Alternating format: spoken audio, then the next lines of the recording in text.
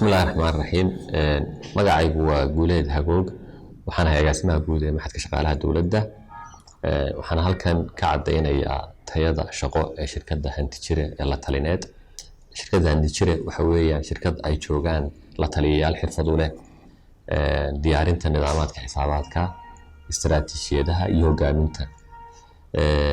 Hantijire waxa ay nagala shaqeysay diyaarinta istiraatiijiyadda maxadka shaqaalaha dawladda iyadoo aan isticmaalaynay toolka loo yaqaano Balanced Scorecard oo ay aad nooga caawiyeen la taliyayaasha Hantijire iyagoo nala qabtay diyaarinta istiraatiijiyadda tababarka madaxda maxadka ee dhinaca hogaaminta iyo isticmaalidda Balanced Scorecard toolka.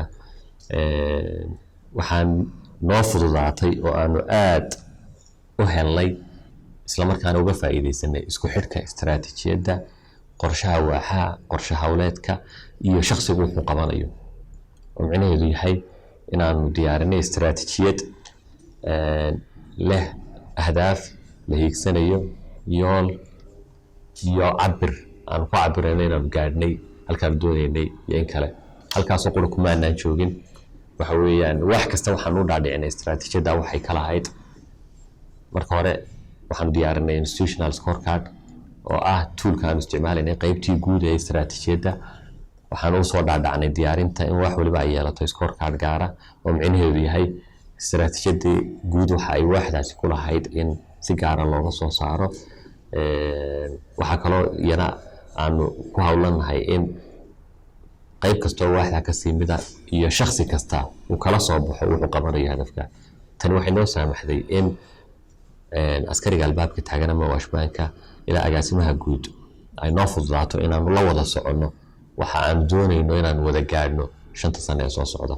waxaan aad iyo aad ugu mahadnaqayaa shirkadda Hantijire anagoo ah maxad capacity building ama traininada sameeya dhisana tayada hay'adaha kale in haddana toolkaas oo naga dhinaa ay naga caawiyeen.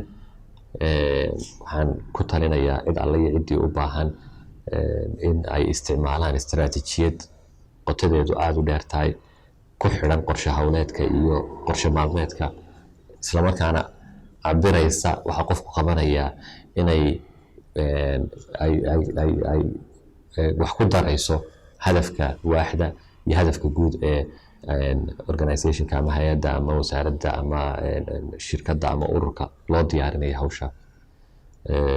aad baan ugu mahadnaqayaa tiimkii nala shaqeeyay. waxaan leeyahay waxa waddanku u baahan yahay tiimam tayadaas oo kale leh. aad baa u mahadsantiin.